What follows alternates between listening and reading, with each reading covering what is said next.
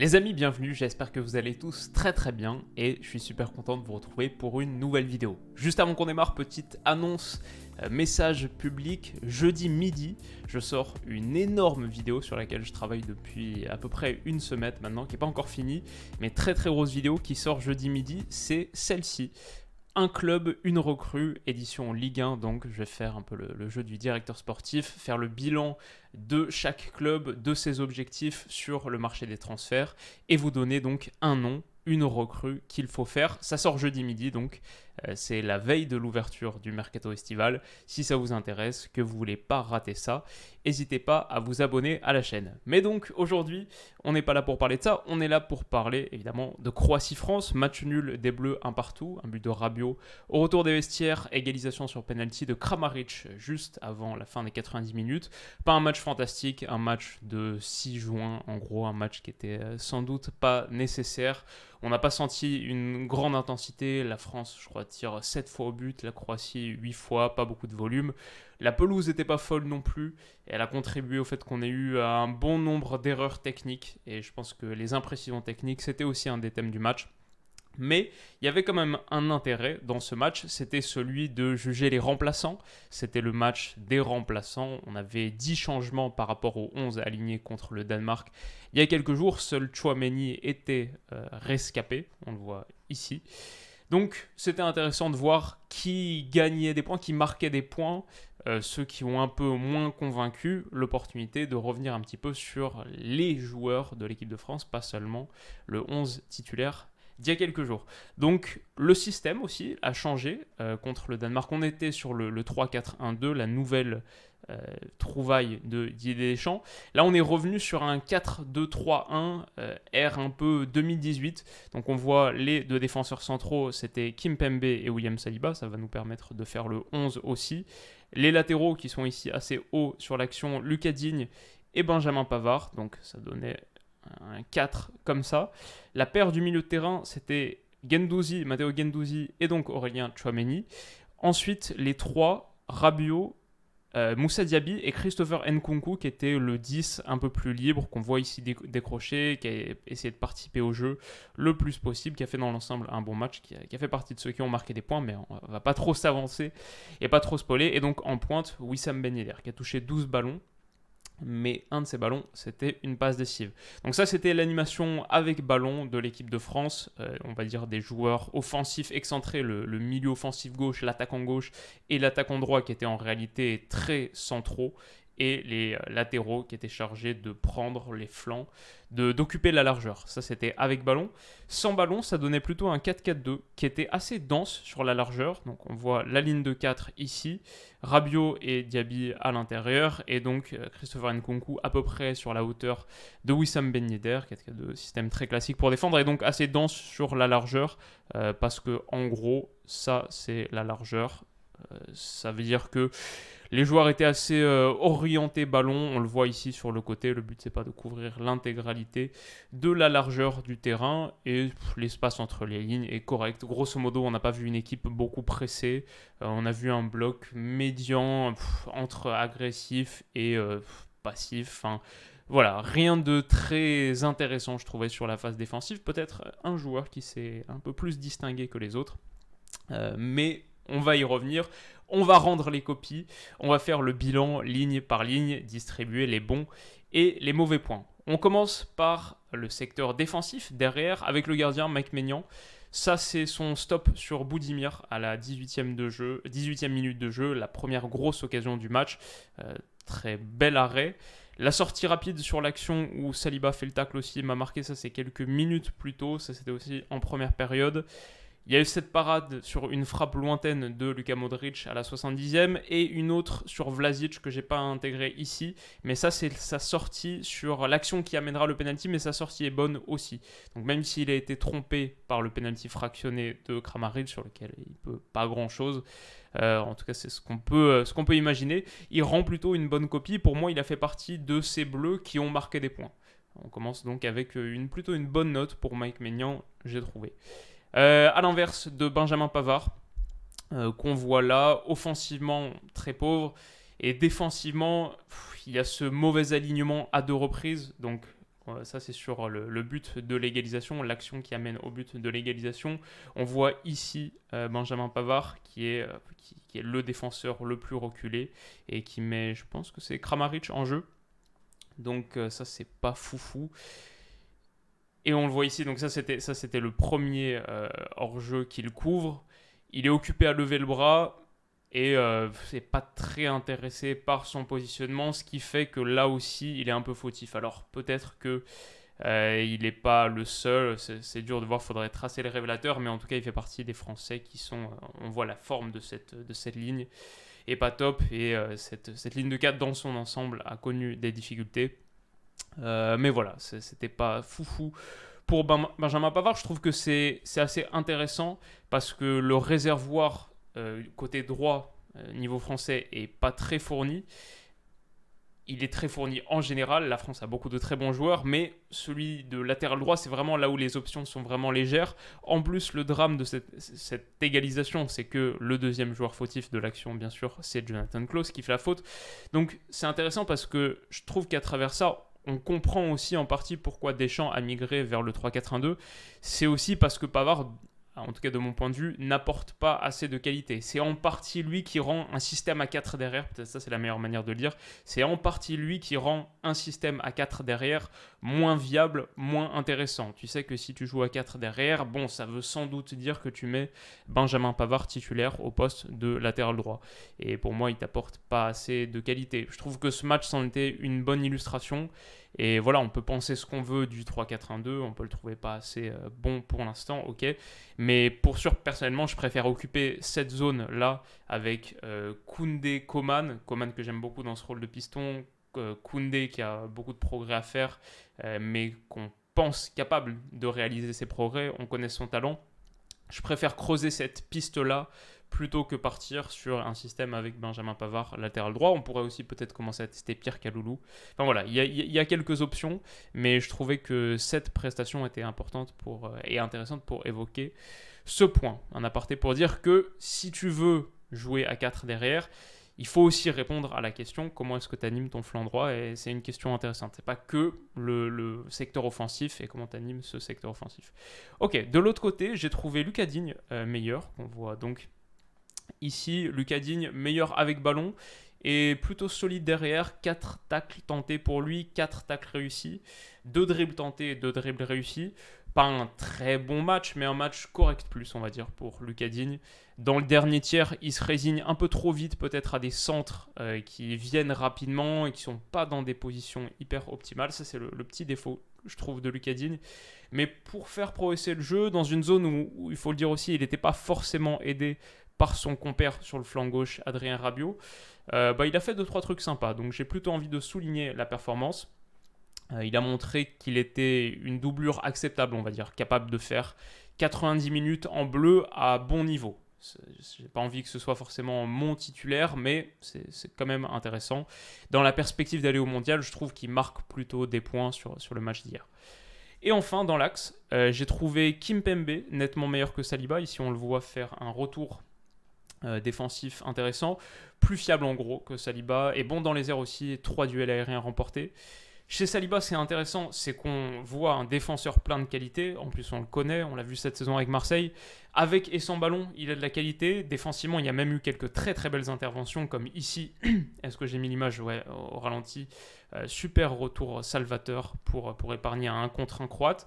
Mais le problème, c'est que souvent, ces interventions, pas celle-ci en l'occurrence, mais par exemple celle-là, souvent les interventions qu'il va réaliser, il éteint son propre feu. Il est responsable initialement et quelque part il couvre seulement son erreur initiale. Donc ça c'est pas top. Ici on le voit perdre un ballon vraiment très dangereux c'est aussi la pelouse qui était pas très bonne sur cette action, mais mauvaise situation pour Saliba. Et voilà, il commet des erreurs, il est un petit peu vulnérable dans la profondeur. Je pense aussi que ça, c'était un tort partagé avec Kimpembe, une charnière qui ne se connaît pas encore parfaitement, ce qui les a rendus, surtout en première période, surtout sur la première demi-heure, assez vulnérables dans la profondeur. Je les ai trouvés très exposés pour protéger cette zone. Voilà, je pense que c'est pas anormal pour une paire de défenseurs centraux qui se découvrent. C'est sans doute une des facettes du football qui demande le plus d'automatisme, là où c'est le plus difficile d'improviser et montrer tout de suite de la qualité collective sans connaître ton compère. C'est un peu pour ça que Ferguson voulait toujours les mêmes défenseurs centraux. C'est un de ses principes cardinaux en foot. S'il pouvait faire toute la saison avec sur 95% des matchs, les deux mêmes gars, c'était vraiment ce qui valorisait le plus, la constance et la cohérence. Au fur et à mesure de la saison, garder la même paire. Donc voilà, ici je pense que sur ce match, ça a coûté quelques points à Saliba. Et quitte à continuer à tester des défenseurs centraux, peut-être que je donnerais plutôt une titularisation à Konaté pour le prochain match. C'est une possibilité. Ok, ça c'est sur la défense. Au milieu ensuite, avec Aurélien Tchouaméni, je vais être un petit peu plus nuancé que certains. Donc on voit Tchouaméni qui est là. Je vais être un petit peu plus nuancé que certains sur Aurélien Tchouaméni. Un peu comme ce que j'ai dit, un peu dans la continuité de ce que j'avais dit contre le Danemark, c'est que j'adore le joueur, je crois en sa qualité déjà actuelle et en son potentiel, j'y crois à 200%. Je pense qu'il va devenir un très très grand milieu de terrain et qu'il peut déjà apporter au 11 de l'équipe de France. Mais sur ces derniers matchs, j'ai vu le même rapport défaut-qualité. En gros, ce que j'aime beaucoup, c'est ce qu'il fait sans ballon. Sur les deux derniers matchs, ce que j'ai beaucoup aimé, c'est ce qu'il a fait sans ballon, mais je suis moins convaincu de ce qu'il a fait avec. J'aime beaucoup son omniprésence, donc on le voit ici faire un très bon retour. Je crois qu'il a 5 tacles réussis sur le match, record du match. J'aime beaucoup son omniprésence, il est toujours dans la zone où il doit être, et même dans les zones où il ne doit pas forcément être parfois, mais il couvre beaucoup de terrain. Très agressif, très intense, voilà, beaucoup de terrain couvert. L'activité, le volume, la justesse qu'il a à la récupération sont précieux. Et les 5 tacles réussis dont on parle, c'est le record du match et c'est sur 60 minutes, donc c'est assez évocateur. Mais j'aime moins ce qu'il fait en possession. Et là, on en a un exemple, il a perdu beaucoup de ballons dangereux. Contre le Danemark, ce qu'il faisait en possession, c'était qu'il était très conservateur. Il n'y avait pas beaucoup de jeux vers l'avant, pas beaucoup de prise de risque, pas beaucoup d'espace ouvert. Ça, c'était mon petit problème. C'est pour ça que je soulignais la différence avec Paul Pogba, par exemple. Contre la Croatie, c'était moins conservateur, mais en revanche, il y a eu pas mal d'erreurs dangereuses, d'erreurs tout court. Donc là, il y en a une autre perte de balle ici, basse. Il y en a eu pas mal, 3, 4, 5, des pertes de balles un peu dangereuses. Et ça n'a pas été compensé par un grand nombre de différences faites. Ce n'étaient pas des prises de risque particulièrement utiles ou productives. C'est un peu ça mon problème. Donc voilà, en fonction de ce qu'on regarde, on va dire si on est plus sensible à l'activité défensive, si on juge aussi par rapport à ce que ses coéquipiers ont fait, ça je pense que c'est important, si on regarde ça, on aurait plutôt tendance à le faire ressortir du lot. Mais personnellement, je pense que c'est important de juger l'ensemble du tableau, d'éviter de donner quelques points en plus à un joueur sur la hype, disons sur la tendance, sur la dynamique actuelle du moment, ou parce qu'on connaît sa qualité et qu'on lui fait confiance pour la suite. Je préfère juger sur pièce, et sur les 2 matchs que j'ai vus, je trouve qu'il a marqué quelques points, mais un peu moins que ce qu'on dit. C'est un peu ma synthèse d'Aurélien Tchouaméni sur ces 2 matchs. D'ailleurs, le fait qu'il ait été titulaire, qu'il était le seul rescapé des 90 minutes contre le Danemark, on peut le voir comme un signe très positif. Deschamps le voit comme un pilier, un taulier. Moi, je l'interprète un peu différemment. On verra, on aura peut-être la réponse un jour. Je l'interprète un peu différemment. Je me dis que c'est un signe qu'aux yeux de Deschamps, il est un peu entre les 2 groupes. Il y avait la volonté de le retester peut-être à nouveau dans une nouvelle configuration. Pour l'instant, je ne le vois pas prendre la place de Paul Pogba. On aura l'opportunité d'en discuter un petit peu plus. Mais c'est un peu comme ça que je vois les choses pour Aurélien Tchouaméni. Un peu entre les 2 groupes. Après, il n'y avait peut-être pas une autre option au poste de milieu défensif. Tu aurais pu mettre Camara d'emblée, mais peut-être que Camara part d'encore plus loin. C'est peut-être tout simplement ça qui explique le fait qu'il était titulaire. Mais voilà, je trouve intéressant qu'on le compare à Paul Pogba, qu'on le voit prendre potentiellement sa place. Sur ses qualités majeures, sur ce qu'on a vu sur les 2 matchs en équipe de France où il a été titulaire les 2 derniers, sur ses qualités majeures, je le trouve plus proche de Kanté que de Pogba. Sur l'axe, je le trouve plus proche de Kanté. Pour l'instant, avec un Pogba en forme, la paire que je préférais, je pense que c'est quand même Pogba-Kanté. La paire que je préférais voir au mondial, c'est quand même Pogba-Kanté. C'est celle que je trouve la plus complémentaire et sans doute la plus capable de solutionner un adversaire qui serait bien regroupé. Peut-être tu vas commettre un petit peu plus d'erreurs, un petit peu plus de pertes de balles, mais tu vas être un petit peu plus ouvrir plus d'espace, prendre plus de risques. et être un petit peu plus dangereux avec ballon. Mais donc voilà, c'est un peu comme ça que je vois les choses. Si je devais faire sortir un des deux, soit Kanté, soit Pogba, et que je voulais garder du volume offensif, garder un créateur, du coup je sortirais plutôt Kanté en fait, je pense. Je mettrais plutôt Tchouaméni, Pogba. Je pense que Tchouaméni sur l'axe Kanté, Pogba, il est plus proche du pôle Kanté que du pôle Pogba, que du Paul Pogba. Bref, la France a quand même de la chance d'être très bien lotie dans l'entrejeu. On peut penser à Tchouaméni, à Kamavinga aussi, bien sûr. Surtout que Kanté et Pogba, quand même, sont sur une phase de déclin. En tout cas, arrivent vers un moment où ils vont décliner si ce n'est pas encore fait. Donc Tchouaméni arrive pile au bon moment. Je suis ravi qu'il soit là. Mais je m'en serais voulu, on va dire, de juger ses performances plus au prisme de sa dynamique récente et de ce qu'on dit sur lui que de ce qu'on a vu hier et contre le Danemark. J'ai envie d'être le plus juste possible. C'est aussi ce qui nous permettra de souligner avec encore plus de force ses très bonnes performances, parce que je ne doute pas qu'il y en aura. Voilà pour Aurélien Tchouaméni. Le prochain sur la liste, c'est Matteo Guendouzi. Intéressant, je trouve que c'est aussi nuancé. Je l'ai trouvé physiquement en difficulté au fur et à mesure des minutes, un peu cramé. Niveau volume, il s'est vraiment essoufflé. Et en même temps, je l'ai trouvé intéressant avec ballon. Sur une séquence en particulier, là, il m'a bien plu. Quand on cherche un milieu de terrain à la Pogba qui peut ouvrir des espaces, qui n'a pas peur de manier le jeu long, de rater des passes, de faire baisser son total de passes réussies, son pourcentage de passes réussies, mais d'ouvrir des espaces, de prendre un petit peu de risque avec ballon. Là, je trouve qu'on a vu une des rares associations intéressantes de ce 11 bleu, c'est Guendouzi pour Moussa Diaby. Quelqu'un qui manie le jeu en profondeur et le jeu long, et quelqu'un qui est capable de prendre cette profondeur. On parlera un petit peu de Diaby tout à l'heure, mais là, ça a plutôt bien marché. Donc on voit ce ballon long, et au bout, pour Moussa Diaby ici à la réception, c'est la situation la plus dangereuse du match à ce moment du match, des 10 premières minutes. Donc ça, j'ai trouvé pas mal. Pour Matteo Guendouzi, je ne pense pas qu'il sera amené à jouer un rôle majeur en bleu. L'entrejeu est bien fourni, mais il a été correct sur ce match. Et enfin, je l'inclus dans la catégorie des milieux, parce que malgré son rôle à la Matuidi, attaquant gauche dans le 4-2-3-1 de Deschamps, malgré le fait qu'il est l'unique buteur hier soir, Rabiot, c'est quand même un milieu de terrain. Et pour le coup, j'ai envie de dire un milieu de terrain pas très convaincant. J'imagine forcément qu'il a marqué des points grâce à son but, sur lequel il se projette bien et il conclut bien, ça c'est clair. Maintenant, sur l'ensemble des 90 minutes, je le trouve quand même très neutre, très conservateur. J'ai du mal à dire grand-chose de positif. Il ne m'a pas particulièrement marqué. Disons qu'il était là, il n'a pas fait d'erreur flagrante, il marque un but, c'est bien, j'imagine que ça assure sa place dans la rotation, mais il n'y a pas de raison pour que ça devienne autre chose.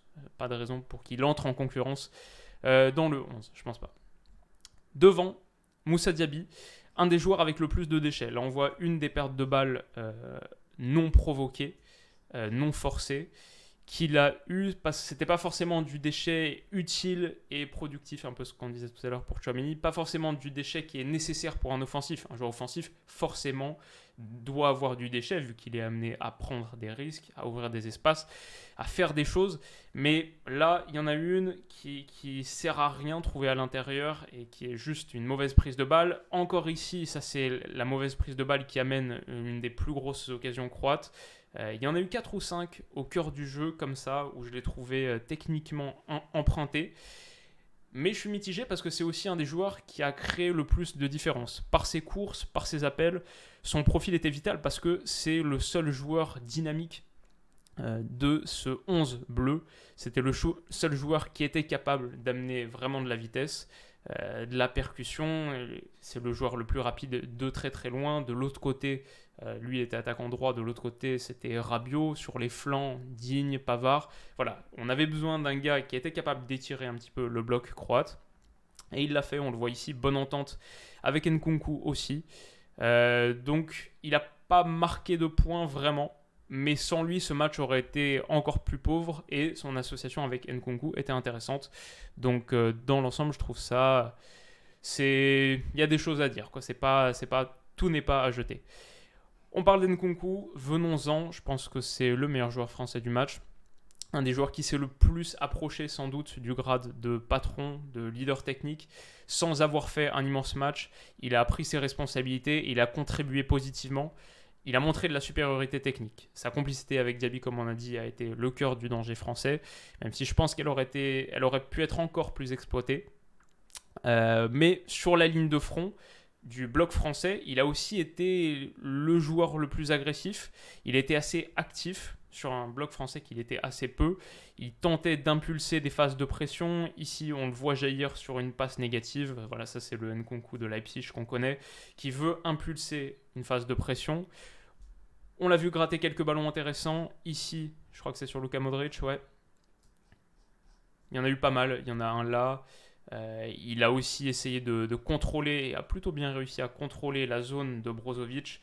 C'était un peu un bon miroir, je trouve, de ce qu'on disait par rapport à Griezmann contre le Danemark il y a quelques jours dans la zone de Delaney, qui réussissait pas trop, qui mettait pas trop d'énergie et d'intensité à contrôler le 6 relanceur. Ici, Nkunku l'a beaucoup fait donc sur Brozovic. Qu'est-ce qu'on a ? On a aussi ici, il coupe en toute fin de match, 90e dans le temps additionnel, il coupe un centre au second poteau, donc il a été aussi bon défensivement sur des positions plus basses, et je pense que c'est un bon symbole de son niveau d'engagement, le retrouver dans cette position à la 80 dans le temps additionnel, ça montre qu'il a eu une bonne débauche d'énergie. Donc ça m'a plutôt plu. Et encore sur le volet défensif qui se convertit en volet offensif, typique Leipzig, typique Nkunku, il réussit une interception sur une passe mal calibrée de Vida. C'était ici cette passe. Il réussit l'interception et ça aurait pu se transformer en passe décisive au bout parce qu'il transmet à Griezmann et Griezmann, pied droit, ne convertit pas. But sur Livakovic. Il aurait pu avoir aussi une autre passe décisive. Il aurait pu avoir un but déjà sur cet échange avec Moussa Diaby. Il est hors jeu pour quelques centimètres. Il aurait pu avoir une autre passe décisive sur Moussa Diaby. Et donc ça, c'est son but marqueur jeu. Pour moi, il était le meilleur français, celui qui a marqué le plus de points. Encore plus, sans doute, vu que les prestations d'Antoine Griezmann contre le Danemark et hier, son entrée aussi à Grisou, elles n'ont pas été étincelantes. Donc, pas de quoi le menacer, forcément, ça reste Antoine Griezmann. Mais voilà, Nkunku, avec ce match et peut-être le précédent, s'est positionné comme une option. Et sur cette dynamique, je pense qu'il pourrait arriver au Qatar en étant le 12, 13, 14, 15e homme français. Un des premiers changements que tu fais dans le match. Et ça, c'est quand même une belle progression pour lui. Enfin, donc, le dernier joueur analysé, c'est Ben Yedder, invisible, puis une passe décisive, un peu comme Rabiot, donc c'est difficile à juger. Moi, j'aime le joueur, j'aime le profil, je l'ai beaucoup vu jouer l'année dernière. Mais à l'échelon international, dans des équipes comme ça qui n'ont pas forcément trop de repères, pour moi, son apport est un peu faible. En 60 minutes de jeu, comme on a dit, il touche 12 ballons seulement. Et on a senti pas mal de situations, par exemple comme celle-ci, où il se fait dépasser, il n'est pas au duel pour être un point de fixation ou un relais, alors que le ballon lui arrive plutôt bien. Sur ces situations, on a senti qu'il lui manquait soit du bagage physique pour tenir le ballon dos au jeu, soit de la taille pour être une solution aérienne, soit de la vitesse pour être une solution en profondeur. Donc il manque pas mal de choses, et j'ai du mal à voir un monde dans lequel il peut être une vraie solution pertinente en Coupe du Monde. Donc on dit tout ça, et en même temps, sa passe décisive pour Adrien Rabiot est parfaite, dans le bon timing, dans le bon tempo, la bonne vitesse, le bon angle, le bon effet sur le ballon. Elle est parfaite, et elle est aussi elle justifie de sa capacité à la donner au sein même d'un match où il touche très peu de ballons. Ça parle pour lui, il peut être quasiment invisible, et sur un bon ballon, permettre à la France d'ouvrir le score. C'est un bon reflet de sa qualité aussi. Donc peut-être qu'il marque quelques points assez pour survivre, mais de mon point de vue, il ne marque pas assez de points pour se placer très haut. Il reste à la merci d'un rappel de Giroud par exemple, ou de bonnes performances d'un autre attaquant français. Voilà en gros ce que je pensais de Wissam Ben Yedder. Et sur les entrées, Klose, pas mauvais dans l'absolu, j'aimerais lui donner un peu plus de chance, mais il coûte un penalty quelques secondes après son entrée, et peut-être que mentalement ça pourrait lui coûter même sur la suite. Il donne pas l'impression d'avoir de quoi être un titulaire en puissance, surtout content d'être là. Griezmann rate 2 belles situations, mais les a aussi procurées. Je serais pas forcément trop sévère sur son entrée au jeu. même si on a connu bien meilleur. Et Camara, j'ai trouvé très neutre. Pas un match évident pour se mettre en valeur, mais j'ai pas grand-chose à en dire. Voilà, ça c'était grosso modo ce que je voulais dire de ce match. Je trouvais que c'était quand même une partie intéressante pour juger l'état de forme et le répondant de chacun à l'échelon international. Maintenant, ce qui compte le plus, c'est à quel point ces gars-là peuvent s'insérer dans le 11 qu'on a vu contre le Danemark, pas tant leur performance d'ensemble. Et parfois, c'est dur aussi de juger. On voit des gars qui sont moins mis en valeur, et en fait, si tu les intègres dans le 11 le plus performant de l'équipe de France, ça pourrait aller beaucoup mieux. Donc, un petit peu dur à dire. Sur le choix de système, moi je suis moins fan de ce 4-2-3-1 que du 3-4-1-2 quand même, que j'adore pas non plus, ce 3-4-1-2, mais qui de mon point de vue a quand même beaucoup plus de potentiel, permet de mieux exploiter ton trident offensif, c'est une chose. Coman piston droit, j'aime beaucoup. Donc ce serait plus intéressant de voir ça avec quelques ajustements sur les prochaines rencontres que un nouveau 4-2-3. Je pense qu'il y a plus de potentiel et plus de choses à creuser de ce point de vue-là. Donc voilà, on a fini avec beaucoup de tentatives de réponse. Il reste quand même une question, c'est pourquoi est-ce qu'on a consacré autant de temps? Je vois 26 minutes là. Est-ce que c'était raisonnable de consacrer autant de temps à un match qui était fondamentalement aussi peu important? Mais ça, c'est peut-être pas à moi de juger. Merci à vous d'avoir été là, en tout cas, si vous avez été là jusqu'au bout. Je vous remercie grandement. On complète petit à petit le puzzle de l'équipe de France et je trouve que c'est sympa de faire un petit point là-dessus en trêve internationale. On se retrouve jeudi midi surtout pour... Est-ce que je vais pouvoir vous remettre l'image? On se retrouve jeudi midi pour notre grand rendez-vous Mercato pour lancer le Mercato estival. Et je pense que ce sera une vidéo encore plus longue que celle-ci. Il y a de grandes chances que ce le soit. On se retrouve jeudi midi pour ça. D'ici là, comme d'habitude, passez une excellente soirée, une excellente journée, une excellente semaine. Prenez soin de vous et de vos proches et on se dit à très vite. Bisous.